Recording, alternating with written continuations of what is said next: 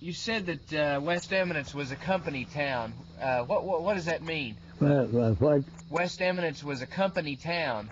Oh yes, it was. It is a company town. Of course, it had some fringe. It had. What does company town mean? That's everything. Everything belonged to them. All the homes, everything belonged to them. Everything belonged to the company. Now of course, some people, it heads up just as close to the incorporated lines as they get, with some kind of a little business, a barber shop, or maybe a little grocery store, or something of that kind. But that was it. Did people want to live in the town? What'd you say? Did people want to live in the town? Were there any advantages to living in the town? Living in town? In West Eminence, in the company town, were there advantages? Oh, yes, there's advantage because of the rent. We gotta wait, the airplane's too loud. Making too much noise. What was the advantage of living in the company town? Oh, well, well, to give you an idea now, the most expensive house in town, that is these back here, usually ran from $5 to $10 a month rent, and they were pretty nice houses. Of course, they were sealed with beaded ceiling, but most of them, the people had papered them, and the small houses now, they didn't have anything smaller than the 3 room, and they were built this way, 3 rooms, all built like this, because they moved them every so often. They loaded those on the little logging cars. They put one of those three room houses on 2 of those cars. Well, they'd move them to camp, or they'd move them in here. But most of them, they used them to move them from camp to camp. But the ones that they had here in town, I think I showed you one picture I'd made where there's a whole row of them down, you know, those narrow, sharp-topped houses.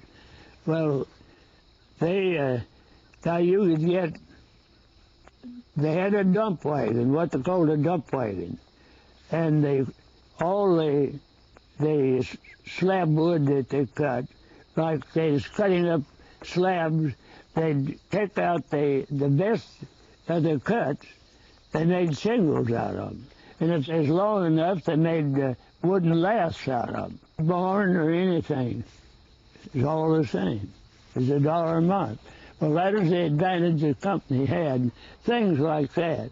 Now they carried just about everything that you'd think of that anybody would need in those big company stores. They usually carried $75,000 to $100,000 stock, and they kept baled hay, and they had a big ice house, and they brought in the ice by the carload, and of a Sunday morning, you might have to stand in line for an hour to get you a little chunk of ice to have ice water all day or make lemonade and things of that kind. If you was a company man, well, you had to live in a company home unless you had a farm. Now, if you had a farm quite outside of the town, why, that's all right.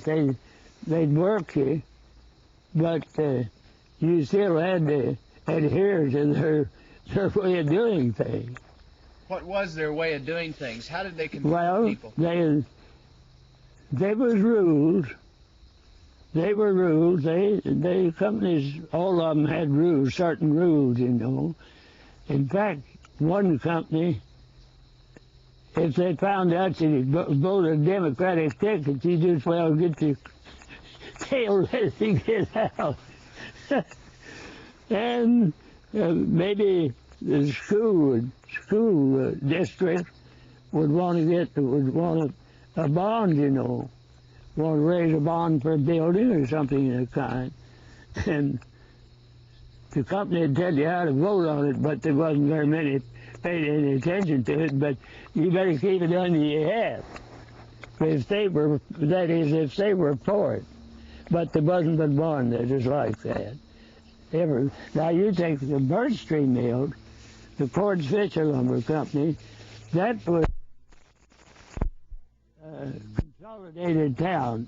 There was a small part of it that were mill houses, but most of it that people just lived wherever they wanted to live in the town. But Fishertown now, south of Winona, boy, that was a one-man town, sure enough. But it was one of the best ones of the bunch. Clean. The general manager was very religious. And if you, I don't know, I maybe told you that once, but if you want to keep your job, you better not poke your head through that window in the office of a night and ask for a coupon or money, either one. If they smelled it on you, you wouldn't get any more coupons or money either.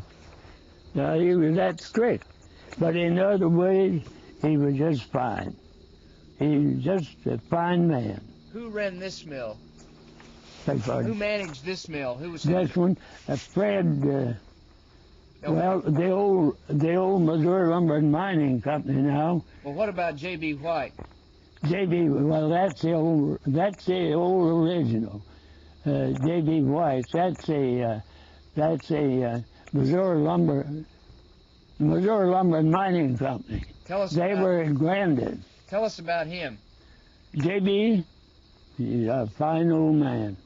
I'm not saying this to try to make you think that I was a hobnobber with millionaires, but he was just a fine old man. He thought lots of me, and I did of him. In fact, there were several of the fellows that invented different things, you know. One a car company, and I don't know a lot of things. The old man just jumped right in, and he'd help him out, help him get it through, help him get his pattern through. At that time, I got it in my head. I took it from, well, the planing mill. There used to be a cyclone stand on top here that brought the shavings from the planing mill and blew them down, you know. It's what they call a cyclone. It's a great big outfit. Of course, I had it mounted on a truck, flat-bottom truck. At that time, there wasn't such a thing as a truck with anything but a solid rubber tire on it. Well, I rigged this. Of course, it's all in diagram, but I did it myself, and I rigged up this cyclone up on this flat bed, and it's pulled by a gasoline engine, and it came down behind. It had two where the suction pipes come this way, you know. It was a full width of the truck, and I forget now. There's six or eight 6-inch pipes. What was it going to be for? What were you going to use it for? What was it for? What were you going to use this invention for? I'm sorry. What are you going to use it for? What was the invention to do? To make a street sweeper out of it. That is for the city, you know, where they had pavement. Well, I worked it all out. I went in to Mr. White's office. I showed it to him. Boy, he hit the ceiling. He said, "Lon, I'll take care of it." So he formed a company, counting me was 7. There's a general manager and the deep operator and a couple of the bosses, well, anyway, there was 7 of us in all, counting Mr. White. He said, now he had his own coach, and he'd come down from Kansas City. He lived in Kansas City. He'd come down to Kansas City, and sometimes he'd stay a week at a time. He says, I'll go get right back to Kansas City, and he said, I'll get right on this. I'll get a demonstrator built and put it right on the street to demonstrate it.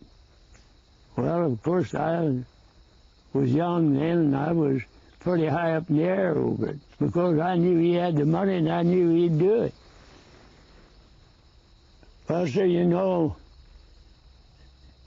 as he went home to Kansas City, he died.